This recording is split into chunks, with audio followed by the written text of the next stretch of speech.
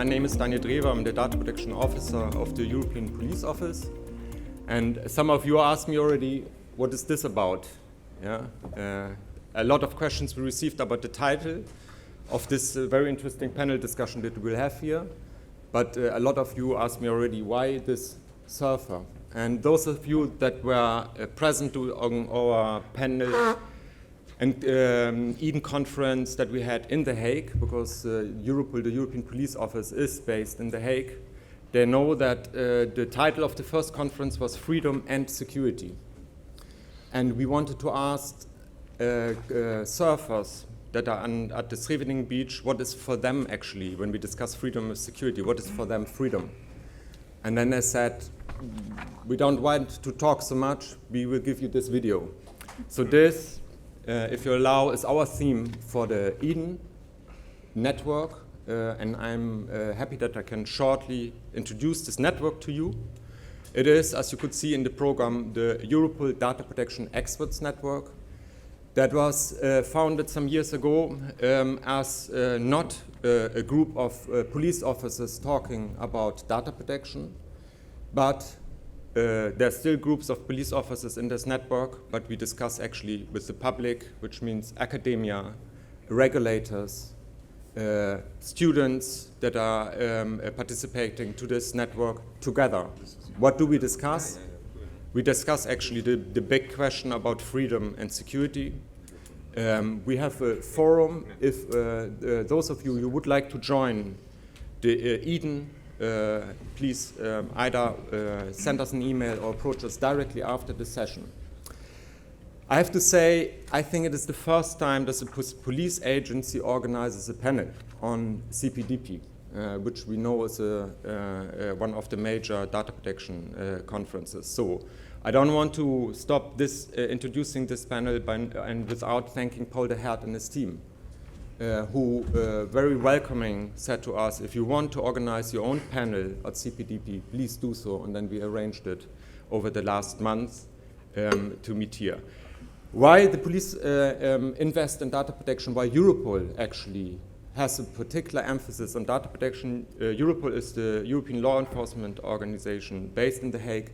And if you want, we are an information hub for police information. We follow a very strict data protection framework, and what we do, also with the help of our friends from Eden, we permanently search for smart solutions how to actually get both freedom and security. Therefore, this network is particularly important and supported by member states, but also by the Europol director, and we are we are very grateful to be able to provide you a discussion on, and you saw it in the program on Alexa, when will the Walking Dead return? We were able to, on this topic of data retention on EU level, to engage a bunch of very interesting speakers that I would like briefly to introduce to you. I think most of them you know already. I would like to start with Ralf Bendrath. Ralf is advisor on civil liberties, justice and home affairs of the Greens and the European Free Alliance in the European Parliament. Next to him is Jana Ringwald. Jana Ringwald is public prosecutor at the Cybercrime Center of the Attorney General's office in Frankfurt am Main in Germany. Then we have my dear colleague and friend Jan Ellermann here in the middle, senior specialist in Europol's data protection office. He is mainly in his work concentrates on catching bad guys, but with the help of data and in compliance with data protection. And last but not least, also a friend of the Eden community is Professor Joe Cannataci, who joins us here today. He is the UN privacy rapporteur and university professor in Malta and in Groningen in the Netherlands. So thank you very much for coming. I know, and I would like now to give the floor to Jan. I know that Jan will try to have this as interactive as possible. What is not true is that somebody said to me, the best question gets a free Alexa configured by Europol. It's not the case. Still, we would like you to participate, to this discussion, and I'm happy handing over to Jan for the moderation. Thank you very much, Daniel, and warm welcome also from my side to you all. We are very happy to do this, The Walking Dead. So Daniel already introduced it. So rumor has it that some in the community, in the data protection community, believe that data retention is pretty dead. We don't believe that, but this is where we found middle ground, so maybe we can agree on Walking Dead for the time being. Daniel also rightfully said what we are trying to do is really to enhance both freedom and security. That is our ambition. So it is important for us basically to convey the message. We don't believe in the balancing exercise, because if you talk about balancing, that necessarily and always implies if you want to have freedom, you need to be ready to sacrifice your security and vice versa. We believe we have to do better. Our ambition is to increase both freedom and security. On the other hand, of course, we are also somewhat aware that there are tricky cases, and these tricky cases, data retention is certainly one of them. We are super happy to have the most distinguished experts here with us on this panel. And how we're going to go about this is that each of the panelists has like 10 minutes to shoot out some core statements, let's say the messages which are most important to him or her. And afterwards we will enter into a moderated talk. And indeed, I would very much appreciate if you also engage. We want to talk to you, not only to you, but we want to capitalize on the expertise which is in the room. So I'm very much looking forward, and without further ado, I hand over to Ralf. Thank you. Yeah, thanks, Jan. Can you hear me? Okay. Maybe a first remark, you mentioned the balancing between freedom and security.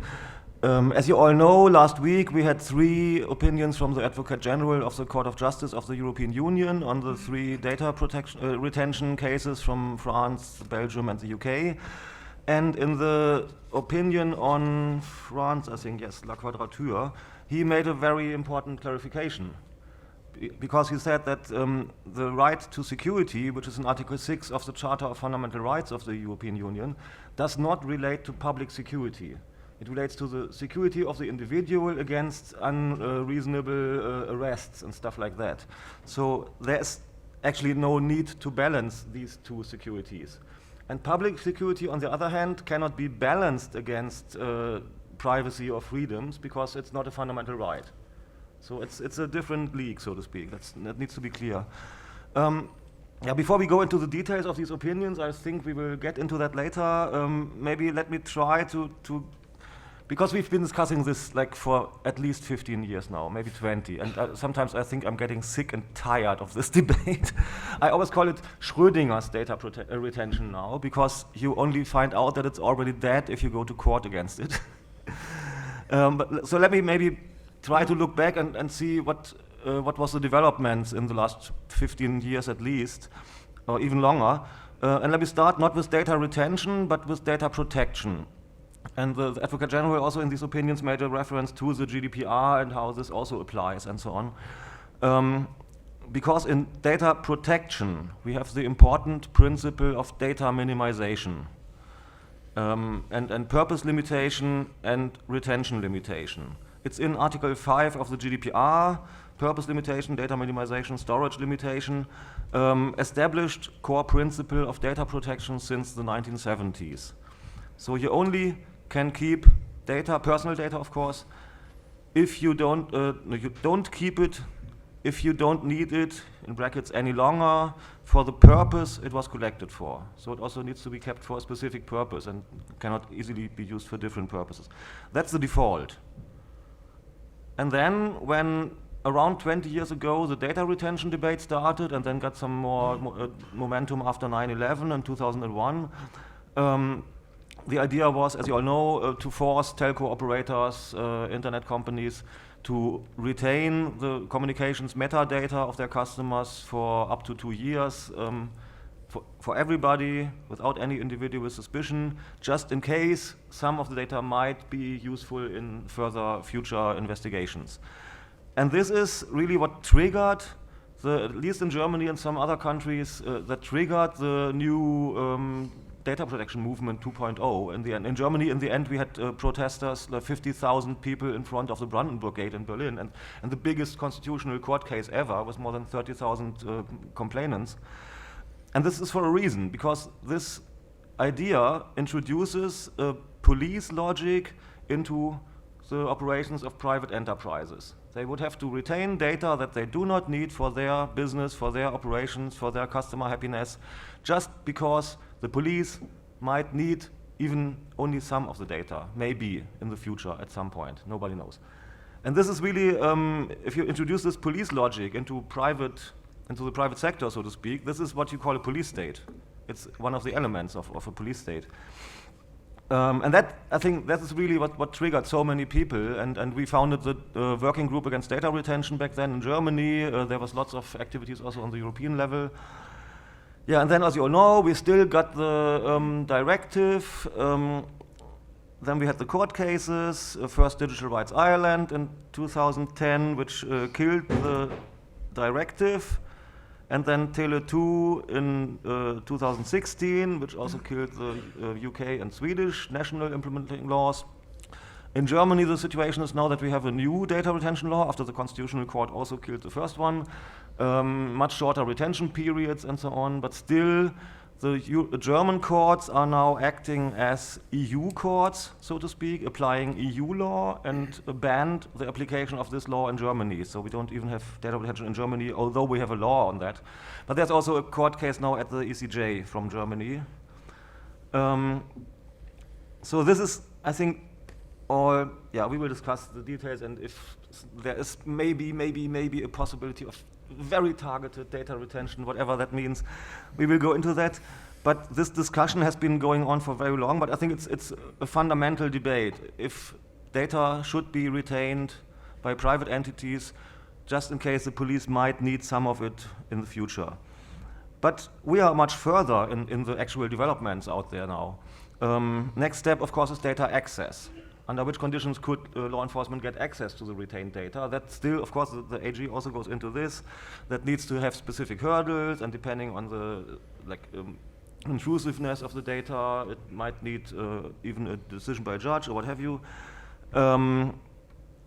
But in other cases, the authorities already get access to the full take of the data. If you think of PNR, the passenger name records system, there, all the airlines have to hand over the data of all their passengers to the authorities, and the authorities keep it for 5 years. And even do not access, like get the data, but they even do the analysis with it. Yesterday, in one of the panels on AI and law enforcement, it was referred as an example of how big data, so to speak, can be used by the police with artificial intelligence tools. But even here, we also had a court decision on the EU-Canada PNR agreement, which was referred to the court by the European Parliament on our initiative.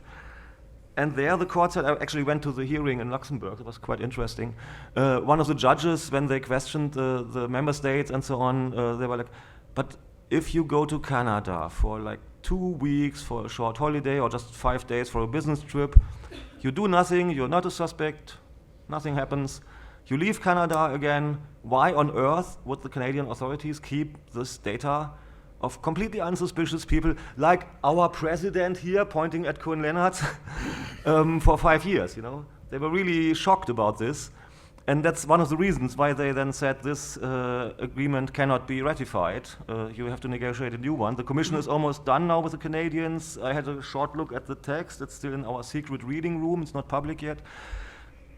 We will have to carefully check it again and hopefully refer it to the court for a second look. But the funny situation is now that the Court of Justice of the EU said it's impossible that Canada keeps data of completely unsuspicious Europeans for 5 years, even if they leave Canada after 1 week. But if Canadians come to the EU now, since we have the entry-exit system, all their data is kept here and even analyzed and run through algorithms and so on for 5 years. Try to explain that to the Canadians. Yeah, so this entry-exit system is one example, again, where we have the full data handed over to the authorities. Basically everybody from a non-EU member state who comes to the EU their data is registered in this entry-exit database, and then when they leave again, it's also registered. So in the end, you can see who stays longer in the EU than, let's say, their visa or the visa waiver agreement allows. But you still wouldn't know where they are in the EU. They could hide somewhere, work on the black market, stay here for years. You wouldn't find them necessarily. So what you get for like €500 million, that's the price of this system, is better statistics about overstayers.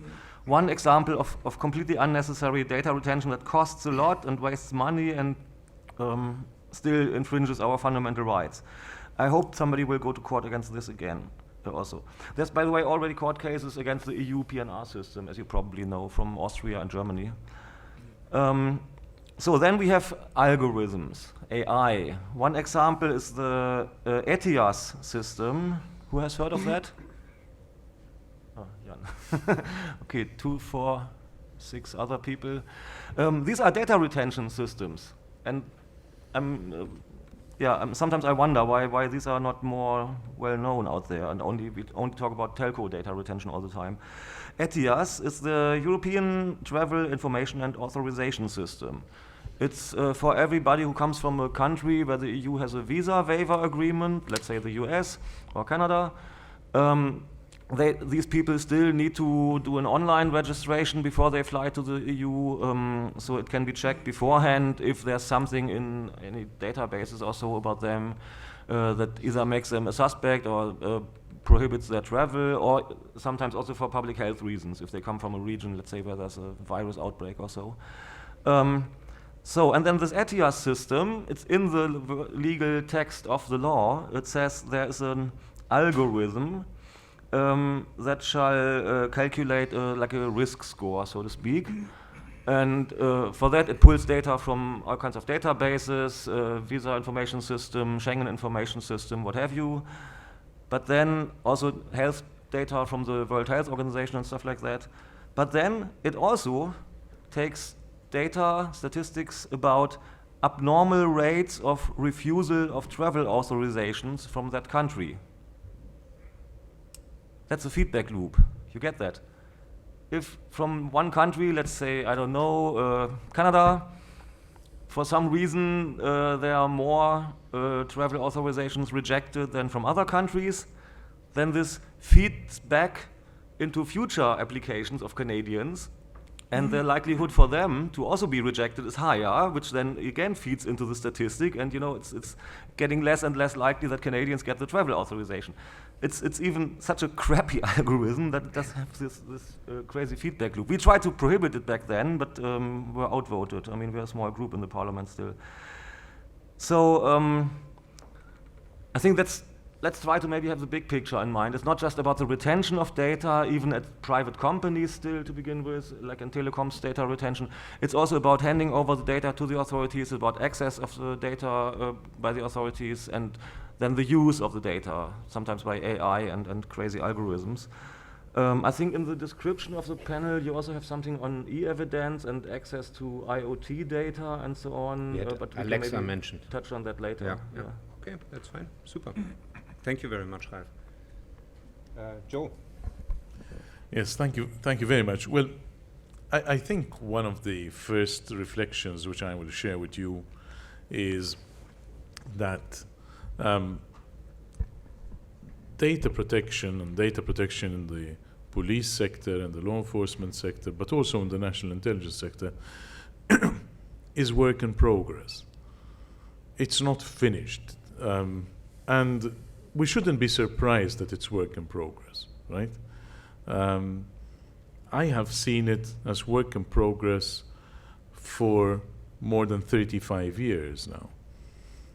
In a few months' time, it will be my 36th anniversary when I was invited to go to Strasbourg for the first time to discuss the police and data protection recommendation. And you must understand that the so-called police directive, which came into effect in May of 2018, is only the next step after that.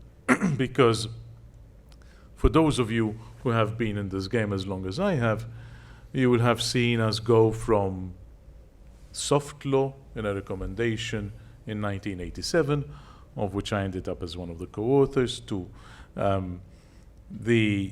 that being attached to the Schengen Agreement, becoming part of the acquis communautaire by 1996, then going on to a stage where you couldn't become a member of the EU as a country until you had put that in your law.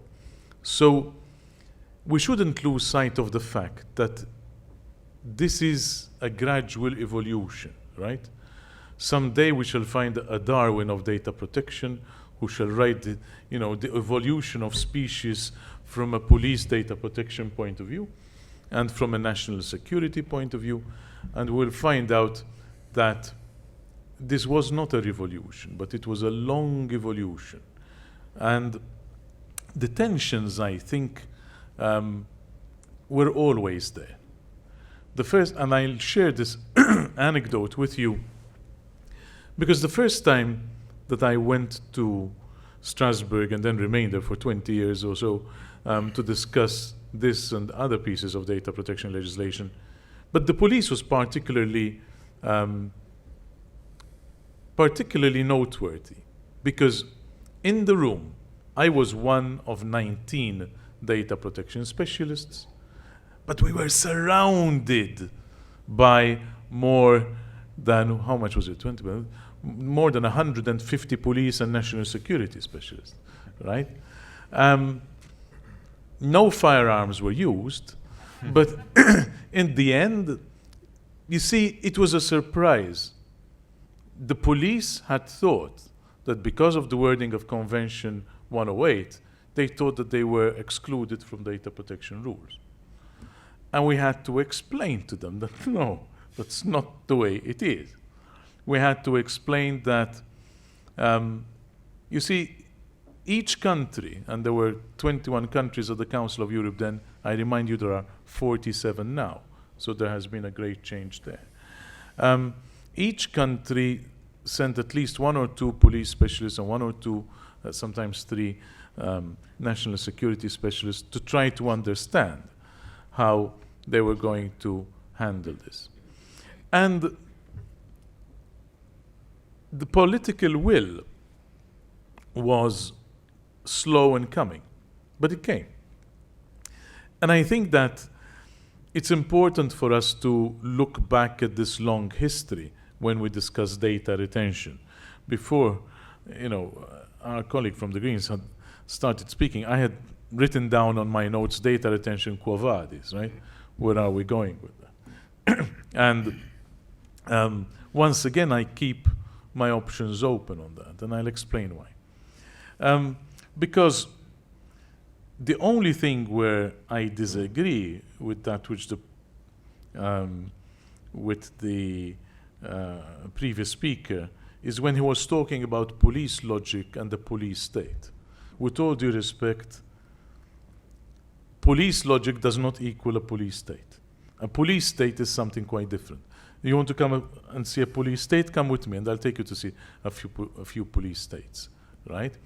But it is good that we maintain the tension about privacy and data protection, because otherwise we may risk becoming a police state, right?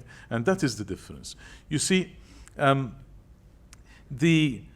it is important from a security point of view, and here is somewhere where Jan, Ellermann, and myself agree completely. I have been waging a small private war against the words privacy versus security. I don't believe that there is such a thing. I believe that there should be privacy and security. We should be clever enough to have both. And of course, that part of me, which is still a scientist and mathematician, revolts against the idea of privacy and balance. Because balance means that if you take away a little bit more privacy, you have a bit more security, which is rubbish. That if you take away a little bit more security, you have a bit more privacy, which is rubbish. That's not the way things really work. So I think that, on the other hand, there is nothing wrong in having a very strong dialogue with both law enforcement and the intelligence sectors to find out what they need in order to carry out their job properly, because privacy is not an absolute right. This is the difference between Article 6 of the Human Rights Convention, which is the right to a free trial. That's an absolute right, right? But Article 8, which is something I have believed in and fought for and worked for all my life, is not an absolute right. And as we see, those of you who have seen the small differences in Article 11 of the new Convention 108 plus and the old Article 9 of Convention 108, and that to me is data protection 1.0. Another small disagreement would be that we are not in data protection 2.0. We're actually in data protection 4.0, and I can explain why. But at this moment in time, I don't have the time. But just look at what Convention 108 plus and Convention 108 give us. And they give us that when it comes to both police and national security, and sometimes people forget that although the EU, and here I will speak not only from the UN point of view, but from a European point of view, while the EU does not have competence for national security, all the countries of the EU are also bound by Convention 108.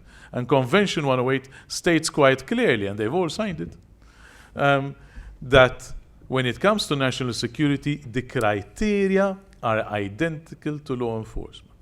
And the criteria are that you cannot, repeat, cannot, have measures which infringe upon privacy except if those measures are one, prévu par la loi, provided for by law. They can't be arbitrary measures.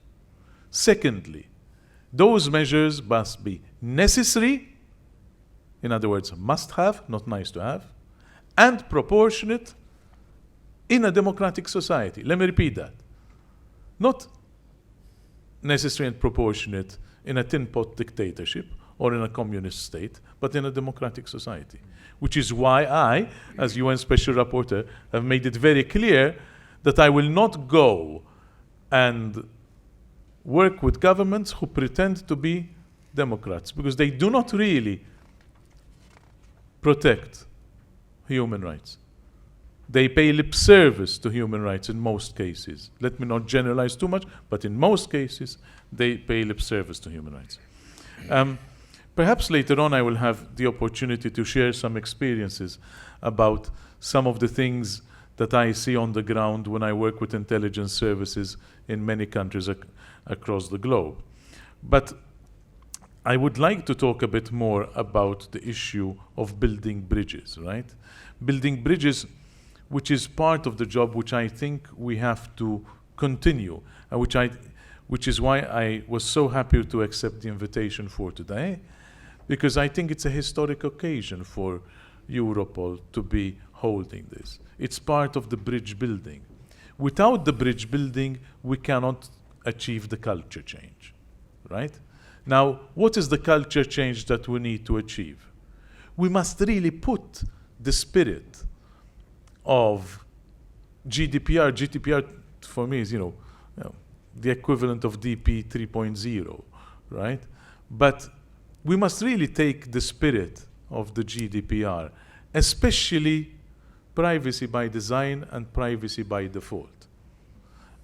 And what I want to see is police people, intelligence sector people, and all the IT community working with the same mentality which says, do we really need this?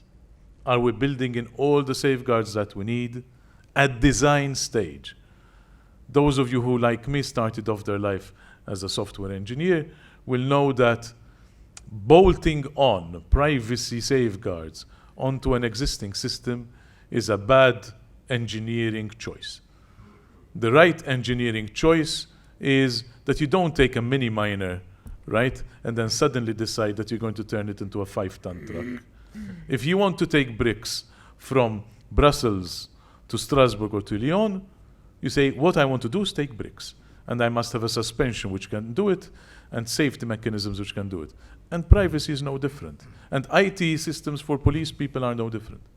And the truth is that police IT systems, very often like many intelligence IT systems, very often like banking IT systems, very often like airline systems, they have so many legacy systems. So if any police force in Europe tells me we are compliant with GDPR, I will not believe them. Why? Because I don't know of one police force, please write to me and tell me if you know about one, which has the manpower or woman power or person power to go into all their legacy systems and check that all the information is up to date, that has been all deleted on time, etc. Is that bad? Well, it's not very good. But is it the end of the world? It's not. Right? Why? Because what we need to do is make sure that all the new systems they are putting in place are compliant from a design point of view, from an implementation point of view. And this is why when it comes not only to conferences like this, but also from the training point of view, how do we give our law enforcement and intelligence services the right human resources to work with? People who have an interdisciplinary approach. People who know police work, people who know intelligence work, but people who know human rights, who have human rights coming out of their ears, right? I am finishing my final country report to Germany, but one of the things that I have to comment there, a good point is that the German police is amongst the police forces that receives most training on data protection. When I compare it to other police forces, it is in an advantageous position. The Americans have a saying for this, baking it into the culture, and that is what we need to do more than anything. Let me stop here for now, and I can go on to some of the other subjects. I have much more to say, but when we get to, and I would like to listen to Jana now too. Thank you so much, Joe. You make me feel much better, because if I only listen to Ralf, I feel like I'm part of the police state machinery. So at least having listened to Joe, I think I can sleep well also tonight again. But now let's get a little bit more practical. So Jana, floor is yours. Thank you. Can I, maybe until Jana is up there, just a short clarification on this police state. I didn't mean to say that once we introduce data retention, we are in a police state. That's of course not the case. I was trying to say this is following the logic of a police state, that you structure the civil environment after following a police logic. That was my point. Yeah, thank you very much for having me, and thank you very much for my previous speakers. It's a terribly interesting topic, isn't it? After 15 or 20 years still. But I think it is time, because we talked so much about law enforcement, to have someone talk for law enforcement. I'm a public prosecutor in a cybercrime center. So this is, I believe, public prosecution 2.0. But when you ask a public prosecutor of any kind to talk about data retention, you practically ask them about one of many tools to follow traces, to find paths to suspects, But of course, given to the legal limbo it has been crisscrossing over the years and decades, it's of course not just one of them. And I think this is why the title Walking Dead actually nails it. It really seems that data retention on all kinds of levels pushes us to our juridical limits. And I think it's not very difficult to explain why that is. When first having been invited to that panel in Copenhagen in September for the first time, and we were having that very vital discussion about data retention with supporters on the one hand and criticizers on the other one. Still sitting on the panel after some minutes, I was finding myself in a very vital discussion about mass surveillance. And that was the moment in which I thought, okay, apparently it is so horrifying a topic, so much of a threat. The two things I so exquisitely distinguish as a lawyer, as a prosecutor, are so easily be put on the same denominator. So when coming home, what I did really was then asking Wikipedia about data retention. It was after 4 o'clock, as you can see on my iPhone. And very quickly, indeed, what you find is a link to mass surveillance. And then clicking on, that whole thing took me like 20 seconds, coming to mass surveillance. It's not very far, apparently, to, and that fits so completely perfect into what we've just discussed, to totalitarian regimes. And actually, that made me think. After 10 years of being in practice, I had never realized being an instrument of a totalitarian regime. And I can tell you that triggers something in a German prosecutor. It really does. But all joking apart, this is a partially German panel as well, by the way. The question is data retention a well-balanced one, which I would always plead for many reasons, an instrument of the idea of mass surveillance? I believe it is not, and can juridically be created in a form that allows it to work efficiently and in accordance with legitimate concerns of data protection.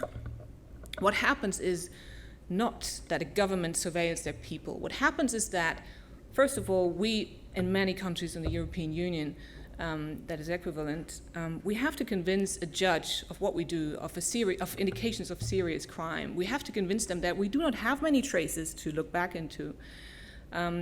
We have to report to our authorities. We have to be transparent about it, and so on and so on. But still, indeed, even having a very good access system, even having a good transparency system, indeed, massive sets of data would be retained if we had such a system again, and made accessible. And with a legitimate focus on data protection, you might gripe about those optics. I totally understand that. Plus, where there are legal instruments, there is the potential to abuse. I don't want to neglect that. But the question is, should a potential abuse we talk about, and I think the discussion at this point has become incredibly theoretical, formal, should that potential be the reason to not have an instrument in place which can actually, very actually help us to find suspects having committed serious crime? In our cybercrime center in Frankfurt, we have all kinds of IP addresses mostly. We do not have the telephone guys anymore on the monitor that much, on our table every day in all kinds of cases. And I think in one field, the idea I want to bring to you, where it is necessary to look back into data, in historical telecommunication data, is most visible. And that is that every year, German authorities receive very clear indications of children's abuse and mass child pornography on the internet from the United States, where, funnily, providers are requested to report suspicious content. So this is just a deliverance from over the ocean coming to Germany, to all kinds of other countries as well. But once those cases come to Germany, many of them have to be closed the very second they touch German soil, just because the only trace we have, it's an IP address, is 2 weeks old or even just 1 second old, because, as Ralf just pointed out, we don't have data retention in place right now for completely different and also funny reasons, I believe. But what frustrates most in those cases, you can just say, well, that's a trace, it might be something, is that in those cases, the hit rate is extremely high. We can hash the content. We know already what actual content that is. And knowing the content can even distinguish between actual abuse and just, if you may say so, child pornography. So knowing the content, we know we have suspects actually being in the scene and operating with kids right now. So misunderstandings in all of those cases are completely excluded. But one objection at such point, of course, is repeatedly nice story or not so nice story, but how many times did it happen? It's a potential that could happen. There's a number of cases like those legitimate data retention. Well, I believe it does. That is just the number of 2018, more than 3,500 cases in which we had the content. We knew it was child pornography at the minimum, or it was actual abuse because we didn't find the content on the internet before. And the year before, it was even more dramatic. So it was more than 8,000 cases in which we had to close the file, knowing what was going on. But I must say, I'm not so much in favor of such quantitative justification for what we do. Because the question, when is it horrible enough? When do we have enough abused children, or even other areas of crime, which I will come to in a second? I think it is a fundamental decision if we want to have that instrument in place or not. And of course, you have to show it makes sense. But I think the question, who talked to whom before committing a crime, is as old as crime itself. By the way, I think we do not have to trigger this horrible field of child pornography, of course, taking hacking attacks or even very conventional fields of crime. You know, if you look into serial thefts, assassinations, and you want to know who dialed into that local cell at some point, it doesn't go down to cybercrime cases or just child pornography. But still, I do understand the concerns, and we have to be very careful with this delicate instrument. A person can indeed already be identified from a very limited amount of telecommunications data, and it's probable that very intimate details about a person's lifestyle, such as political leanings, sexual orientation, medical issues, or religious beliefs, are being revealed. And of course, like anything else, data could fall into wrong hands for wrong purposes. But the thing is, and this is what I mean by the discussion calling incredibly formal and theoretical, do we actually face that threat right now?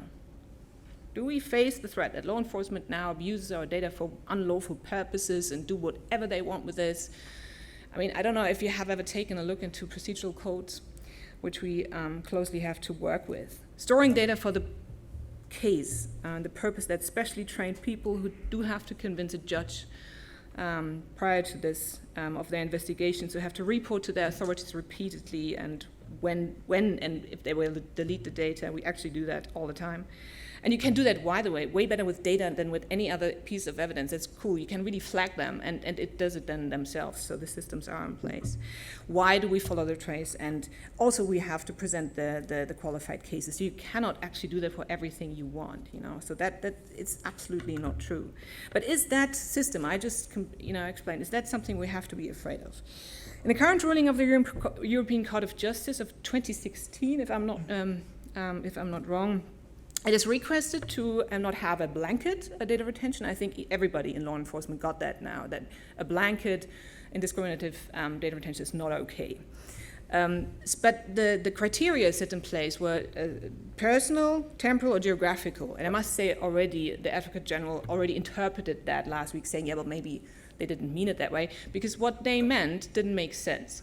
So if you have to limit the retained data to personal, temporal, geographical criteria, which I think is problematic itself, then you would have to know in advance what you run the investigations for. And that, to me, doesn't make very much sense.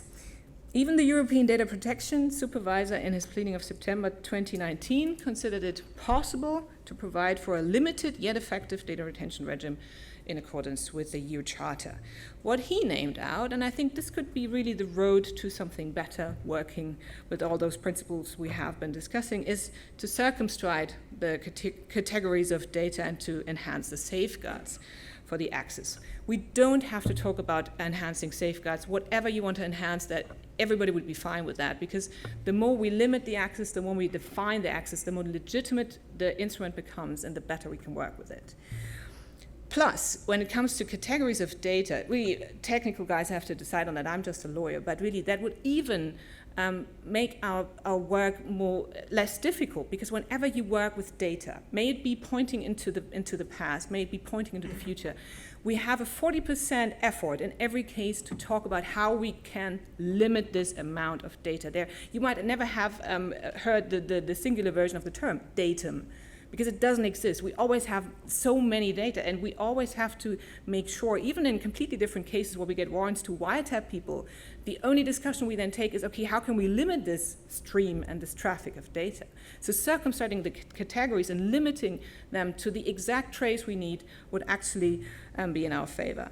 Of course, limited retention periods, this is something I think not even God would know would be the right thing. Once you have taken a fundamental decision, then you would have to go back to statistics saying, would 4 weeks be fine, or 3 months? I think this is something which then is a point we haven't reached yet, but of course they have to be limited and less than a year or 2 years. What the EDPS also said was that a prior authorization by a court should be in place. Absolutely, absolutely. We have to be checked. Yeah, when what we do has to be controlled, and of course transparency. And last week, and that was interesting because we thought we were at the end of the road, because this is all regarding the access. But the Advocate General last week said we could also pseudonymize the data. We could store them in the EU and have control by independent authorities, of course. But for once, I would love to come back to someone else than law enforcement. And I do understand the concerns. They might not be gone. But what about the providers, the people who already have your data? What everybody has to keep in mind when seeing the worst in data retention is that right now, it is the providers who decide what kind of data sets of you, of everybody else, goes into investigations, because we can very easily ask them to just give us the data they already have without any kind of data retention regime. And I don't understand how this current situation right now can be fairer than having a balanced system in place. So I think someone could answer the question, how concrete is the danger that law enforcement will abuse a newly set up data retention regime I have just described? And how concrete are these numbers? Thank you very much.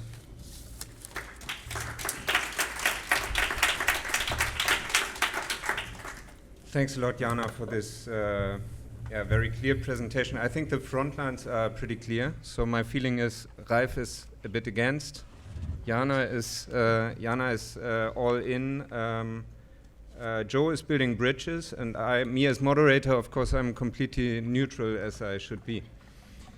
But what is not yet clear to me is what you guys think. So, and that we need to change immediately, I believe. So my first idea was, or my idea in fact is a small hand-raising exercise here with you. So who of you in the room believes that data retention in any case is non-compliant with principles in a democratic society? Arms up right now. Hey, that's CPDP here, guys. It looks like Europol. So, no, but okay, that will not. Maybe you have to specify that. You mean indiscriminate blanket mass data retention? You got me, Ralf. Okay. So Ralf cornered me. It was a trick question, guys, because like this you couldn't answer it properly. So what the court said indeed is that indiscriminate and general data retention is non-compliant with EU fundamental rights. So let's take that as a starting base. Indeed, Ralf, spot on. But this nevertheless, or it takes me actually to my next point, and that is, if I read the data retention hashtag on social media, for instance, all once in a while now with the opinions of the Advocate General once again, of course, high time, there are questions like, why does law enforcement not finally understand? Why do these guys not get it? Why do you keep advocating data retention? And I've asked myself that question then too, and I think one reason is that maybe in all these discussions, you guys do not see what we see. So I think that's a difference. So I think, Jana, your presentation was, of course, very spot on, but in the end, we talked numbers again.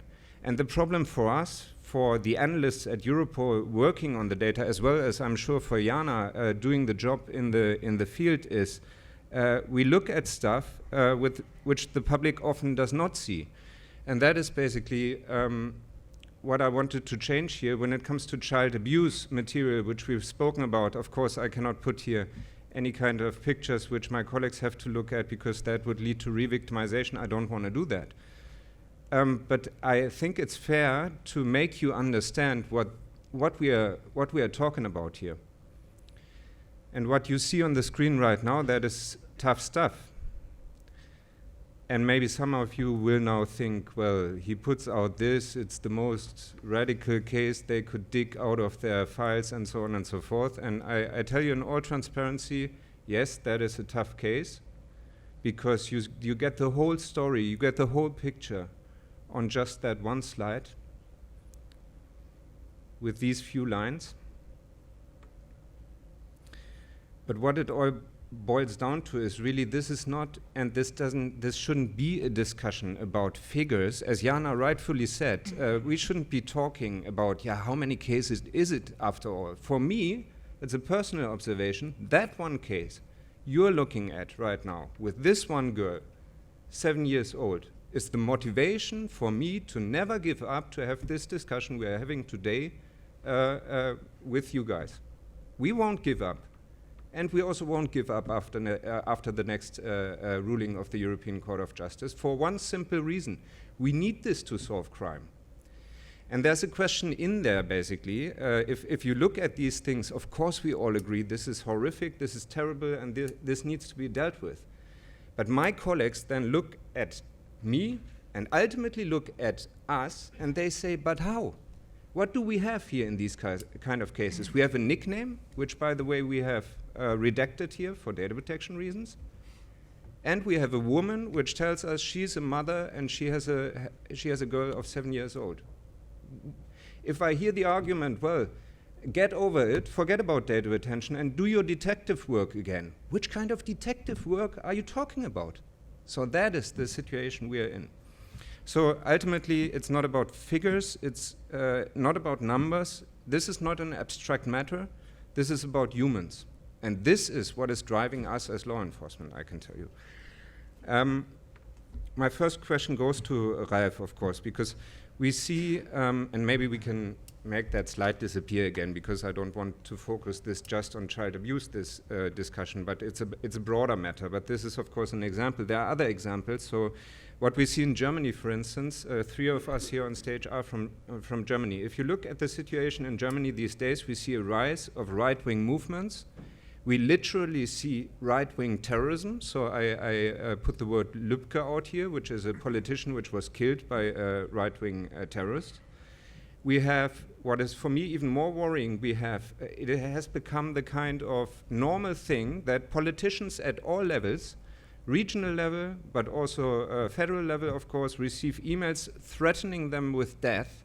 That is a threat to our democratic society. So, and I hear all kinds of parties, including the Greens, calling for a very strong response by the state. This is unacceptable, including by law enforcement. So for me, then this triggers a very honest question, and I don't want to come across sarcastic here, but it's an honest question. Like, if you say strong response, does it mean we can finally talk data retention? Ralf. We're talking about data retention, and we've done that before, Jan, but my response will always be, it's not possible. We had 2 court cases of the Court of Justice of the EU. Even the Advocate General last week confirmed this again. Coming back to your child abuse example, of course, these are very, very harsh and bitter cases, and we need to do all we can that is in our constitutional limits to find the people who do this. But the idea of blanket, indiscriminate, general data retention is based on the idea that everybody of you here in the room could potentially be a child abuser. That's the idea behind this logic. And I'm not sure what kind of image of society we have with that. And if that's the image of society as we want to live in. So coming back to Germany and the right-wing terrorism and so on, I mean, that's another example. We have some states in East Germany now where the right-wing populist assholes, and I say assholes consciously, are the strongest parties in the state level parliaments now. And they might even in the next election get the prime minister jobs, or at least join the coalitions there, if anybody wants to build a coalition with them. And exactly because of that, I don't want to have the tools ready so they can really turn East Germany into a police state. That's what we must prevent. I want to counter them, not first and foremost with police work. That, of course, if politicians are attacked, if you talk about right-wing terrorism, that's of course a clear case for police work, and we need to put more resources into that maybe. But we also have a problem with right-wing networks in the police, by the way, in Germany. But I don't want to give them the tools to even turn Germany into a totalitarian state more easily. But the larger problem is, I think, with the right-wing wave all across Europe and also in the US, if you look at Trump and elsewhere, Bolsonaro and so on, that's a societal problem. It cannot be solved by police work. Okay, thanks a lot for this. I think we've drawn a nice link here to Joe's area of expertise, because we spoke terrorism, and that also takes us into the area of the work of not just law enforcement but intelligence services. So if I read the opinions of the Advocate General now, basically what I conclude is that screaming national security is definitely not enough to be exempted from EU law and fundamental rights. Joe, as you have carried out some work with intelligence services all over the planet, basically, could you share some insights on what you believe these rulings, if they will materialize as the Advocate General proposes, what that means in practical terms? Thank you. Before I do, I'd appreciate it if I could just spend 2 minutes reacting to some of the panelists before me, and then I'll go back to the intelligence sector. I think that Jana has touched upon something which we have not reflected carefully enough about. Because at this moment in time, and I want to make sure that we are not, and I say so provocatively on purpose, that we are not discussing an exclusively German problem, right? Because the Germans are so clever in some things, but including at complicating their own lives. Germany is one of the few countries in Europe where if you have a picture of somebody going on an autobahn, which is taken for one purpose, you can't use it for a police purpose. Most other countries will let you to. Which is what I'm saying here, it's also how you are interpreting European law.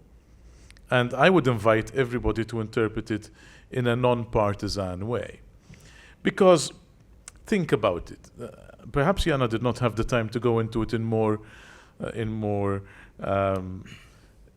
detail, but I will take a minute or so to spell out what she was saying, to agree with her in most things and to disagree slightly on one thing. Firstly, how many of you in the room are Vodafone customers, right? Let me put my hand up, right? Vodafone customers. How many of you are Orange customers? Deutsche Telekom customers? 3 whatever it is customers? I don't really want to know from a privacy point of view. But the point I'm trying to make is this. Who decides how much data on you Vodafone, Deutsche Telekom, etc. keep? It's Vodafone, Deutsche Telekom, etc. Because if they think that they need 3 months data or 1 month's data, or they have pseudonymized or anonymized whatever their data, the point that I'm making is that they maintain their data not only for billing purposes, but also for network optimization purposes. And when it comes to crimes, in many other countries, that very same data, which is being used for billing purposes and network tuning purposes, is also used for law enforcement purposes. So if I take a case even, not in the Netherlands, but though the Netherlands Forensic Institute was involved, but go to my home country in Malta, when there was by now a notorious murder of a journalist, the data from the telecommunications companies was taken by the police working with the FBI and Europol, etc. Europol was involved, not using any data retention law. But it was going to the service providers, knowing that they keep the data for their own purposes, and asking them, can we use it for this purpose, which they are allowed by law to use.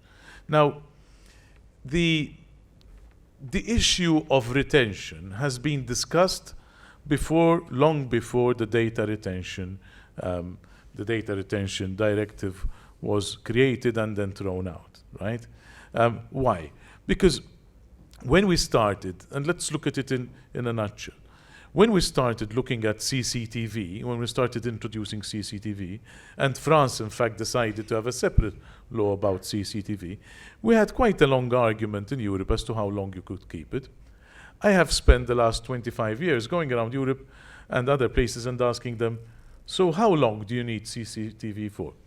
And almost unanimously, I have never heard one police force tell me I needed more than 30 days.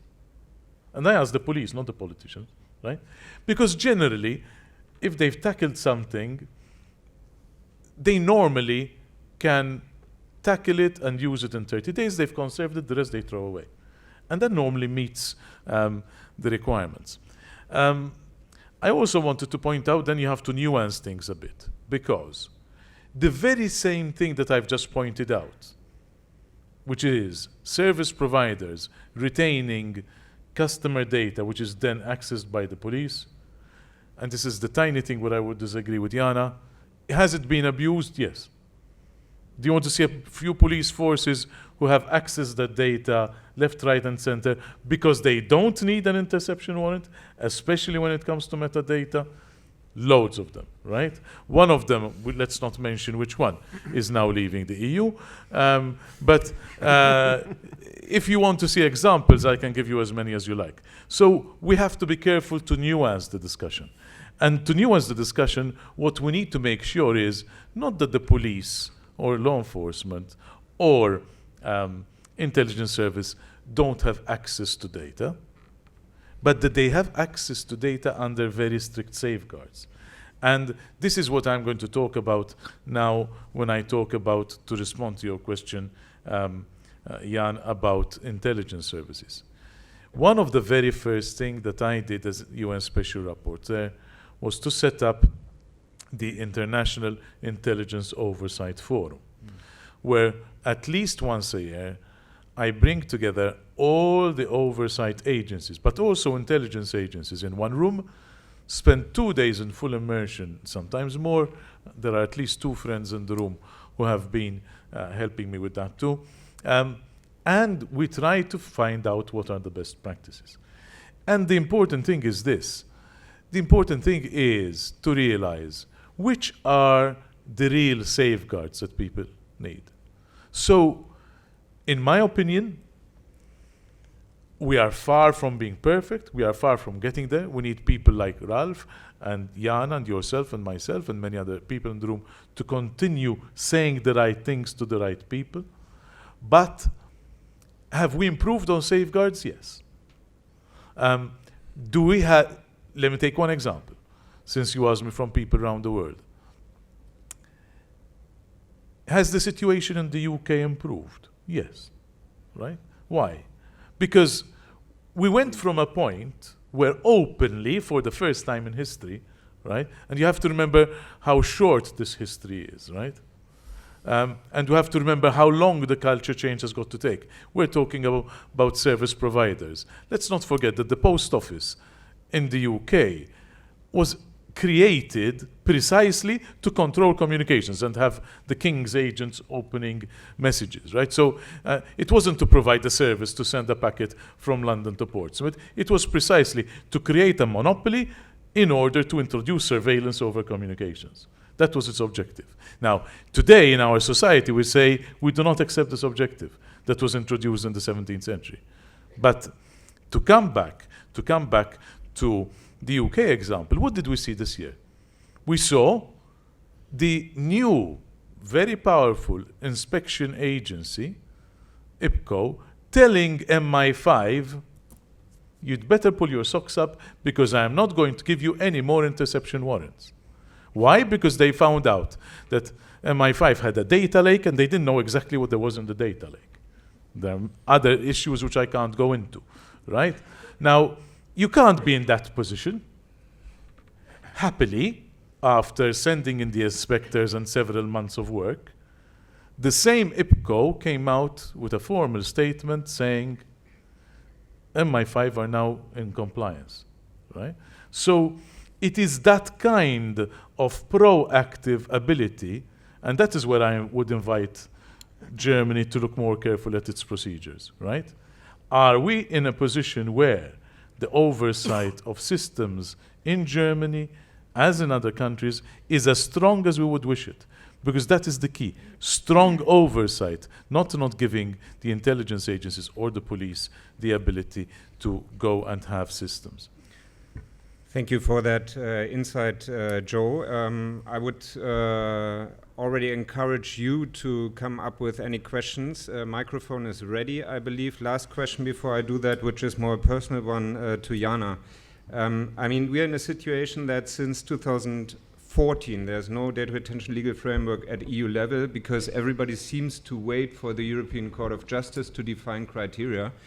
In Copenhagen, Professor Norani Lidon from London, she called that outsourcing of legislation to the European Court of Justice, and the Advocate General now seems to confirm that, because he basically says, don't look at the court for criteria. Hello.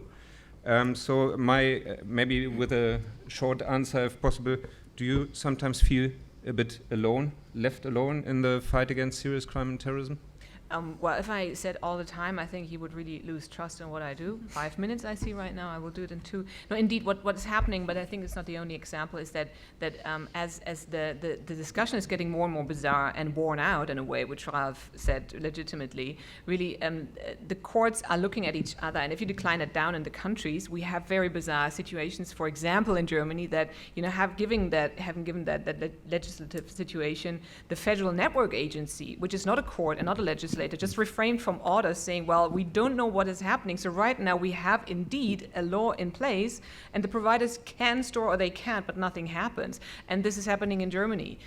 So, I mean, it is getting incredibly bizarre. Personally, I must say, being in a field in which IP addresses or communications between computers is what we do all the time, you can imagine that a bit far away from conservative kind of law enforcement, we meet this problem every day, and we're getting tired of telling other countries also out of the European Union, which we cooperate with, that we can't do anything, and that we see this trace so clearly. And of course, I must say, it doesn't say that if you have an IP address, you find a suspect. That is the beginning of the work, but we can't even do the beginning. So it is indeed frustrating, but I'm still motivated. And actually seeing the development from starting last September, I'm slightly optimistic that might, lead to something good. I think we have maybe 2 questions from the audience. The microphone is already here. Hello, this is Julia Balasch from the Danish National Police, and again, I have a question to Ralf. I have many questions, but I'll keep it short, and that is that you said that indiscriminate retention of telecommunication data means that everyone is a potential child abuser. So given also other human rights frameworks that exist, especially the right to non-discrimination based on sex, ethnicity, and all kinds of standards, what discriminatory retention regime could you, as a politician that is working on something, imagine? Let's say, should we then only retain data of men? Or should we retain data of men that live, or men and women that live in certain areas, because that's where child abusers, white-collar criminals live? Should we limit our retention to certain age groups? I mean, the problem is with certain types of crime that you have no socio-economic factor that would allow you to discriminate beforehand. So I would just ask you, what are the discriminatory measures that we as a police should implement while also respecting other fundamental rights except data protection? Yeah, it's a good question. The Advocate General last week also referred to this and also implied that it might lead to discrimination if we only also, for example, only retain data from specific geographic areas or something. I tend to disagree. Joe mentioned CCTV and the discussions about camera surveillance back then. In Germany, already I think more than 10 years ago, we had a clear court decision that you can do camera surveillance in public spaces if you have factual evidence that in these specific spaces there's more crime than usual. Berlin Breitscheidplatz, for example. Telecommunication data now. I think we should keep it as this in this specific. Yeah, but you could do the same for telecommunications data. You could say we have factual indications, factual evidence that, let's say, in Molenbeek here in Brussels, there are more suspects of terrorism than elsewhere in Brussels, let's say in Uccle or Forêt. If you have factual indications, evidence on that, you can't just make a guess or so, then you could say, okay, for IP addresses in Molenbeek or phone connections in Molenbeek, GSM antennas in Molenbeek, you retain the data, but not for all of Brussels, or not particularly not for all of Belgium. Could be an idea. For people, you could, I wouldn't go for like only retain data about men, although it's true that most criminals are men. That's a fact. But you could say we take the data of all known dangerous right-wing neo-Nazis in Eastern Germany, let's say, maybe not just Eastern Germany, and give their selectors, to use the intelligence services word, to the telco operators. So for these people, the data is retained, but not for everybody. That would maybe be a start. I'm afraid I need to wrap up here because conscious of time. So, but I would specifically encourage you. We are not going to run away. So, for those of you who still have, apart from Jana, who has to run away, in fact, but I'm going to leave my neutral zone then and take over Jana's positions as far as I can. But we are available to discuss with you. I think, to my opinion, was an excellent discussion. So we came from police state via data protection in police as work in progress. Jana also touched upon the EDPS pleading in front of the European Court of Justice. I sense here it's fair to say there may be some magic formula in that, basically, which will allow us to find a form of data retention which is not indiscriminate in general. So we will continue to work on that, and we also count on you guys to join us in this debate. Next occasion would be 15th and 16th of October in The Hague at Europol headquarters. You've seen our beach earlier. I even plan to have something we will call Eden Happy Campers. So there's going to be a privacy camp right at that beach, with a lot of beer, some turntables and a very nice discussion. So we count on you to join us there. If you want to become part of the Eden network, just send us an email and we will hook you on, and we hope to see you in The Hague in October. Thank you very much for your time and interest.